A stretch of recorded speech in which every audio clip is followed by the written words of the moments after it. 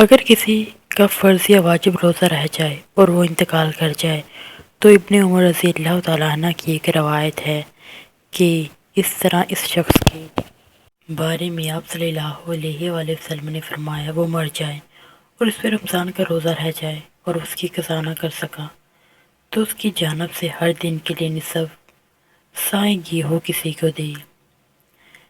اس بات کا خیال رہے کہ ایسا شخص جو مرض یا انتہائی بڑھاپے کے ضعف و نقاہت کی وجہ سے روزہ نہ رکھ سکا تو اس کے ذمہ لازم ہے کہ اپنی جانب سے ہر روزے کا فدیہ نصف سا گیہوں یا ایک مسکین کو دونوں وقت کھانا کھلانے کی وصیت کر جائے۔ احناف کے نزدیک اس کے بدلے روزہ رکھنا درست نہیں بلکہ فدیہ ادا کرنا ہوگا۔ رمضان المبارک کے چھوٹے ہوئے روزے کی قضا کب بہتر ہے؟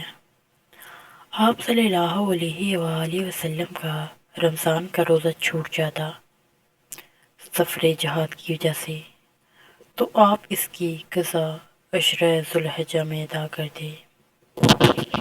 رمضان المبارک اور روزے کی حالت میں زبان کی حفاظت کا حکم۔ آپ صلی اللہ علیہ وآلہ وسلم نے فرمایا روزہ کھانے پینے سے بچنے کا نام نہیں بلکہ روزہ لغو اور واہیات امور سے بچنے کا نام ہے۔ بھوک سے روزے داروں کو سوائے بھوک کے کچھ حاصل نہیں ہوتا۔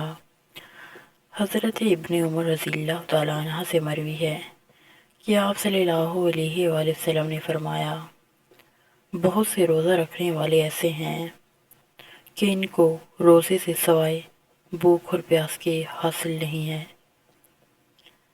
روزے کا مقصد گناہوں سے بچنا ہے۔ آپ صلی اللہ علیہ وآلہ وسلم نے فرمایا کھانے پینے سے بچنے کا نام روزہ نہیں بلکہ گناہوں سے بچنے کا نام روزہ ہے۔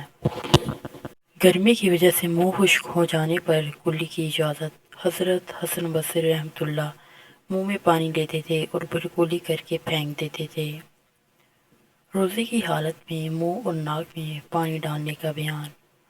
رسول پاک صلی اللہ علیہ وآلہ وسلم روزے کی حالت میں منہ اور ناک میں پانی ڈالنے میں احتیاط کرے۔ روزے کی حالت میں سرما لگانا سنت ہے۔ رسول صلی اللہ علیہ وآلہ وسلم سخت گرمی کی وجہ سے سر پر ٹھنڈا پانی بہا لیتے تھے۔ رمضان اور روزے میں مسواک کرنا سنت ہے۔ روزے کے لیے مسواک اچھی چیز ہے۔ روزہ نہ رکھنے پر سخت وعید کا بیان۔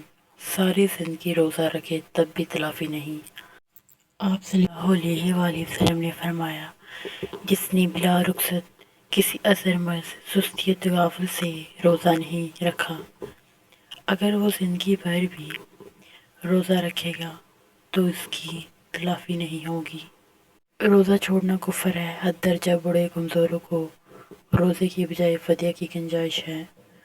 روزہ نہ رکھنے کی حاملہ مرضع کو اجازت۔ رسول اللہ صلی اللہ علیہ وآلہ وسلم نے فرمایا کہ اللہ تعالیٰ نے مسافر کو روزہ اور نصف نماز اور حاملہ اور دودھ پلانے والی عورتوں سے روزہ نہ رکھنے کی اجازت دی ہے۔ بچوں کو روزے کی عادت۔